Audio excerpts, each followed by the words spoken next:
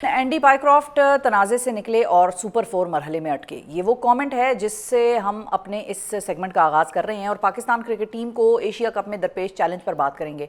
गुज़िश्ता रोज़ एक सबर आजमा इंतज़ार के बाद एंडी पायक्रॉफ्ट के माफ़ी मांगने का जो ड्रॉप सीन था वो तो हो गया, मगर जिस अंदाज में पाकिस्तान क्रिकेट टीम ने 147 रन का मामूली टारगेट यूएई की टीम को दिया, वो इस मैच में पाकिस्तान की जीत के बावजूद अपने पीछे अब एक बड़ा ही चुभता हुआ सवाल छोड़कर चला गया है कि क्या अब पाकिस्तान टीम का लेवल आईसीसी के एसोसिएट मेंबर्स के मयार का रह गया है और क्या अब हमारी टीम फुल मेंबर्स के साथ एक भरपूर मुकाबला करने की सलाहियत से भी महरूम हो चुकी है।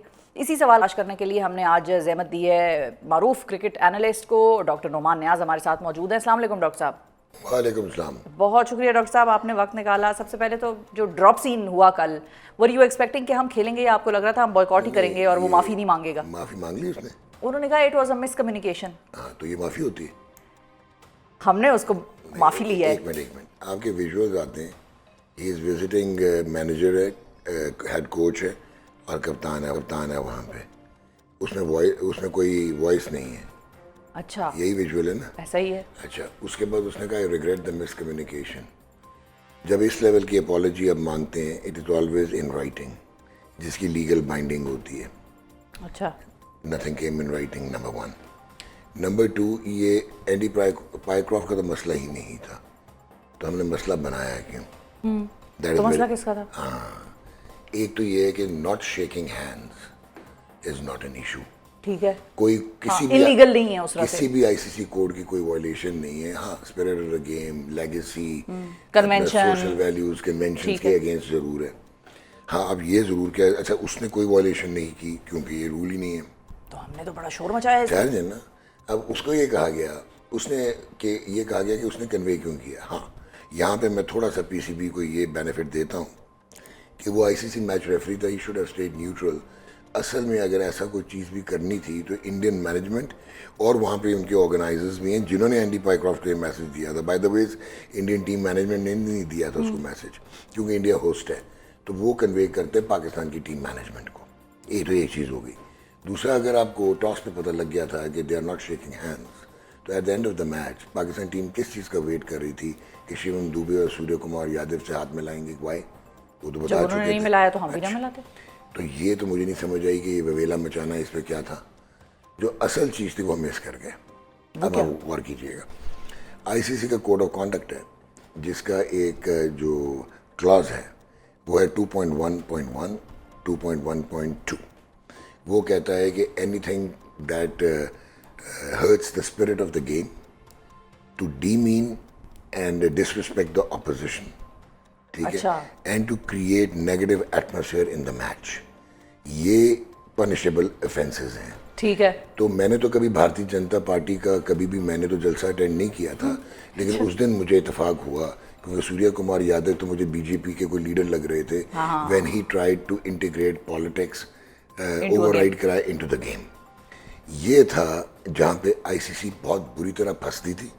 एंड पाकिस्तान, अगर इनको आइडिया होता, पाकिस्तान मैनेजमेंट को उसी वक्त ये काउंटर पंच देते। अच्छा, फिर उसके बाद आपने डिमांड किया कि एंडी पायक्रॉफ्ट को हटा दो, सैक कर दो, उन्होंने नहीं हटाया। अच्छा, वो क्यों हटाएंगे? ये कोई बायलैटरल सीरीज़ नहीं थी। दो मरतबा हुआ है कि उन्होंने अपना मैच रेफरी चेंज किया। इंडिया दोनों में इन्वॉल्व था। एक साउथ अफ्रीका के साथ टेस्ट मैच था 2001-2, वहाँ पे सचिन के अगेंस्ट कुछ हुआ था, लेकिन उसका टेस्ट स्टेटस भी हटा दिया था। और एक monkey gate scandal Andrew Symonds का, जहाँ पे आपने पहले माइक डेनिस हटा था, फिर माइक प्रॉक्टर हटा था।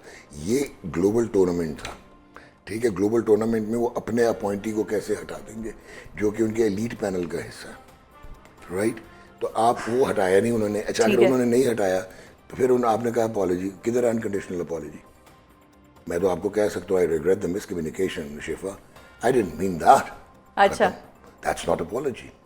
अपॉलॉजी होती जो मैंने दी थी शुएब अख्तर की, I apologise and I mean that I was wrong. फिर आपने एक बड़क मारी थी कि हम बॉयकॉट कर देंगे। हाँ, बॉयकॉट कर हम तो खेलेंगे नहीं, ऐसे की तैसी। तो होमवर्क किया हुआ था। एक आईसीसी का आर्टिकल ऑफ एसोसिएशन है, उसका एक क्लॉज है 2.10A जो कि पेनल्टीज कहता है वो कहता है कि any miss commitment of the cricket full member, उसकी आपको पता है रिपरकशंस क्या थी? वो क्या जी 12 से 16 मिलियन डॉलर के डैमेजेस आते हैं। वो क्यों आते हैं? क्योंकि ये जो एशिया कप है, it is going to earn ACC $227 million, और जो 15% है वो पाकिस्तान का शेयर है, क्योंकि 5 फुल मेंबर्स का 15% है और 25% एसोसिएट मेंबर्स का है। बाय द वे जो इंडिया का 15% है वो नहीं लेता ACC से, वो दे देता है एसोसिएट मेंबर्स को। तो आपका एक तो ये लॉस होना था, फिर डैमेजेस जो ब्रॉडकास्टर्स के डैमेजेस थे वो अलग 170 मिलियन का सोनी पिक्चर्स ने लिया हुआ, फिर जो रीजनल ब्रॉडकास्टर्स थे जो टेरिटोरियल, उनके जो कमर्शियल एयर टाइम जाया होना था, फिर HR कॉस्ट थी, फिर बहुत सारी पेनल्टीज थी।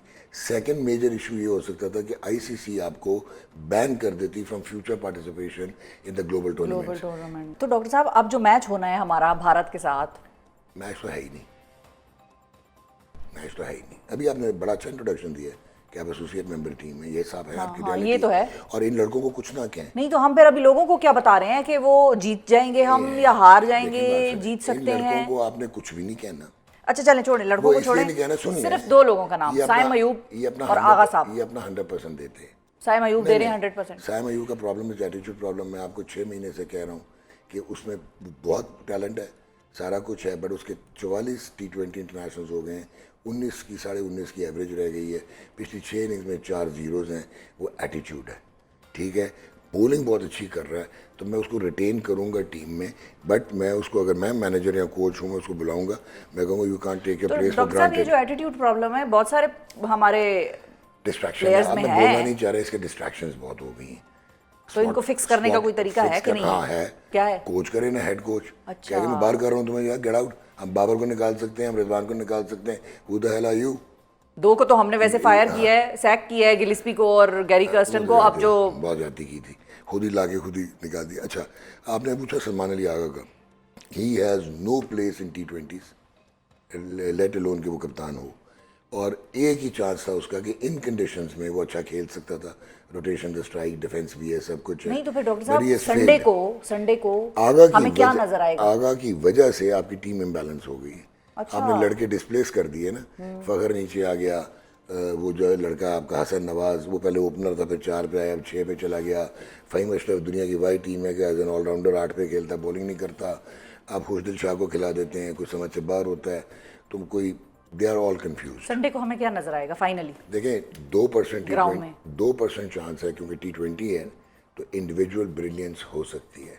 It may well be from Shaheen Shah Afridi, may well be from Fakhar Zaman, may well be from Ibrar, world class बोल रहा। तो अगर तो ये सिंगल या even Saim comes and just breaks in, because उसमें सारा कुछ है, पोटेंशियल तो सारा है उसमें, तो वो एक चांस है कि इंडिविजुअल ब्रिलियंस पे आप उनको गिरा सकें। वरना India is process driven, well होन्ड, comes from a structured pathway, और क्लिनिकल एंड साइंटिफिक वो क्रिकेट खेलते हैं, वेरी हाई ऑन स्किल। मैं इसलिए कह रहा था अपने बच्चों को कुछ ना कहें, क्योंकि ये अपना 100% देते हैं, पर इनका 100% मेजर टीम के अगेंस्ट 30% है। और मेरा ख्याल है यही एक आखिरी जुमला हो सकता था, इस पे मैं और कुछ नहीं बोलूंगी। डॉक्टर नोमान नियाज हमारे साथ मौजूद हैं। जो हम अपना 100% देते हैं वो इंडिया के अगेंस्ट हमारा 30% होता है। Sums it all up.